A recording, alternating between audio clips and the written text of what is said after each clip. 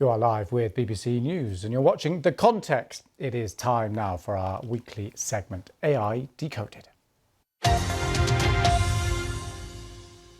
Each week on AI Decoded, we look at in depth at some of the more eye-catching stories in the world of artificial intelligence. We're going to start here in the UK. A counter-extremist think tank says we need new laws that reflect the danger of AI being used to recruit terrorists, says the BBC.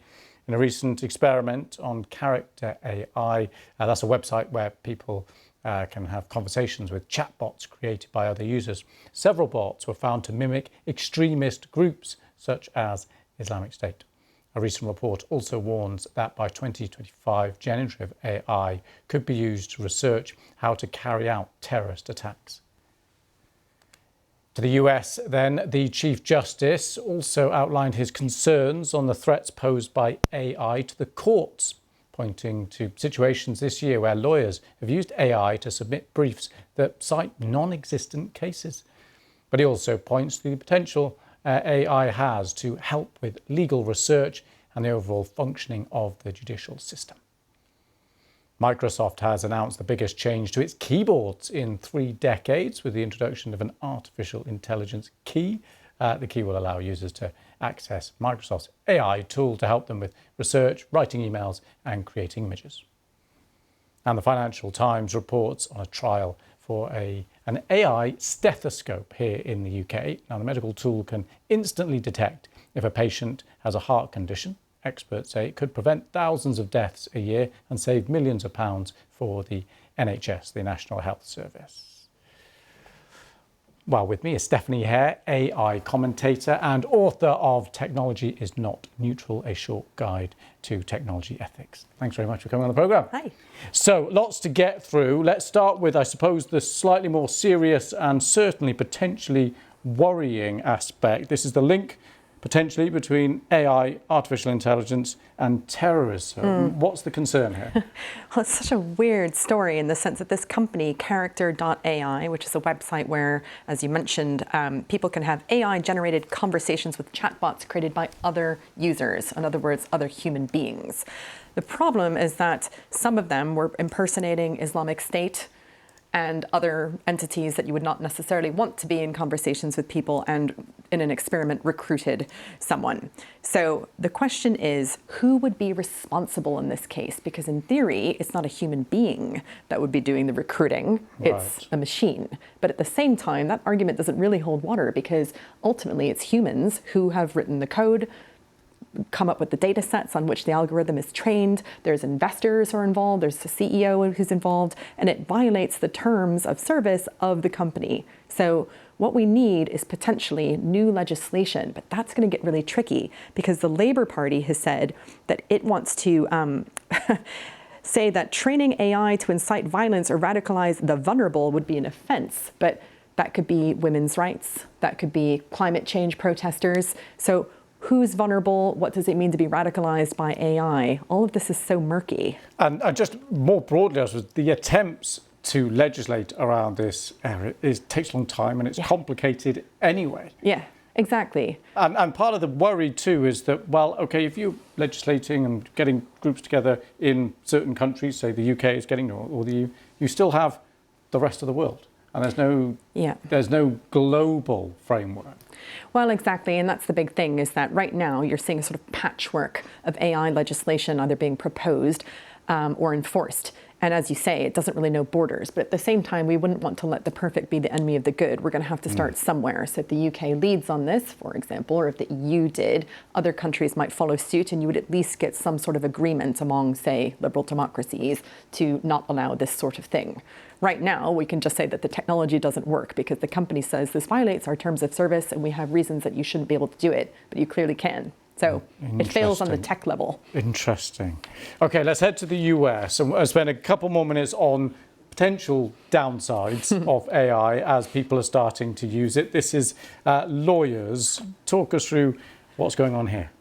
So this is quite funny for all the lawyers out there who are worried about being replaced. Maybe it's a bit reassuring because if you are advising, for instance, a future presidential candidate such as Donald Trump, and you're giving your lawyer bogus legal citations using Google Bard, which is an AI thing, it's making things up. It's pretending that cases existed that never had. So they call this hallucinations, but what it means for everybody else is it just makes things up.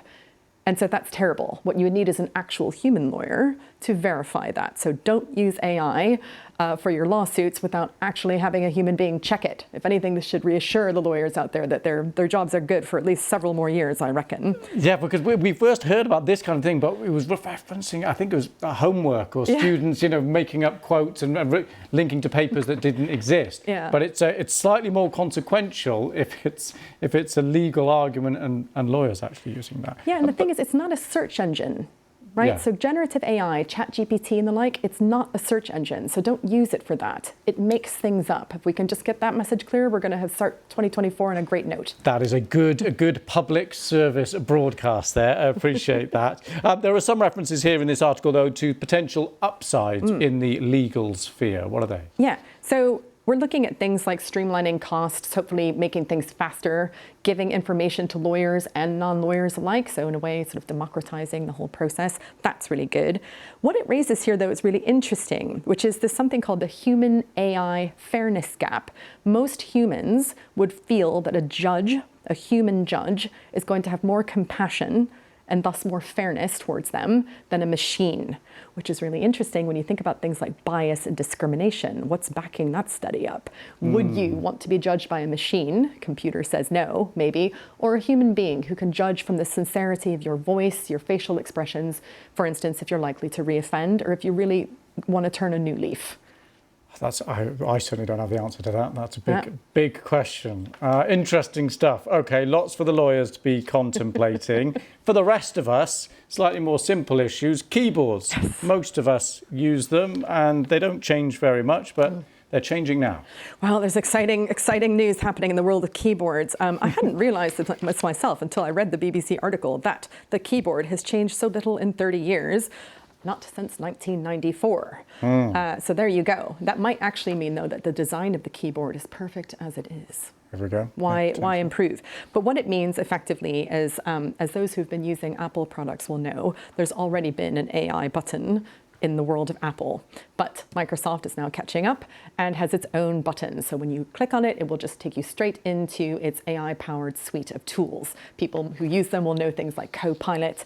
This is about drafting emails, coming up with new images, all the things that are really handy. And instead of having to do like a Control-C function, you just press the button and it's there. So it's just a little hack to make your life a little bit easier. So will this be, I don't want to get over the top here, but is this one of the moments that we'll look back on and go, oh, that was when it just became so mainstream and so normal, and we can't even imagine a world without it now, like mobile phones or the internet before? Good question. I think the proof's going to be in the pudding this year, really. Last year was sort of the year of hype and promise of AI. Right. This year, it's going to be the proof is in the pudding. So for certain people who are using certain types of functions in their jobs, maybe. Let's find out from them this year. But for other people, I mean, has your life changed if you could, already press a button or not? I don't know. And in terms of that practical people, there are people using, to generate images or in whatever. But are you expecting 2024 to be a year where we actually, ordinary people who are not in specific jobs or doing specific areas, actually it becomes far more integrated into our daily lives? Or is it still 2025, 2026? No, I think it's going to start becoming more integrated into people's lives. Anybody who's a sort of keyboard warrior and is having to use these technologies all the time in their day-to-day, yes. But there's also all sorts of jobs that are not really affected by this yet. So it's kind of like you're either on the bus or off the bus. People who are on the bus, yes. Interesting. Right, let's move to our final story, and potentially a pretty good news story, this one. I love this story because here we are in the UK, and we know, for those of us who live here, we've got quite a big backlog for patients to be seen, and our very long-suffering and hard-working medical staff are working hard to clear that backlog, and finally we're giving them a tool to help them do it. So the big thing is using a stethoscope to detect heart disease. So really scary stats. You're supposed to be getting the diagnoses within 6 to 8 weeks, but currently it's 8 to 12 months. Which is not ideal. This is leading to 30,000 excess deaths per year. So anything that we can do to cut that, because people are dying needlessly, is great. And here we have it. This is a stethoscope that's got a remarkable accuracy rate. It then has to be confirmed by a blood test, it must be said, but that's only a few weeks. It can tell people if they've got heart disease or not. Incredible. And what's so arresting is the image of the stethoscope. It's so old school, I suppose, isn't it? It's so traditional. We're used to it from for so long, and yet that's a really kind of interesting juxtaposition of actually the very latest technology looking like something that's been around forever. I know, it almost looks like a little tiny phone, right? And that might actually become the way that a lot of this technology is going to go down. And what's exciting is you've got different kinds of heart diseases, right? And so a lot of the symptoms that people will present with might be fatigue or abdominal bloating, which can cover so many things. To have something this simple that could get them into that line to get the blood test and get them treated, get them on drugs straight away, would be wonderful.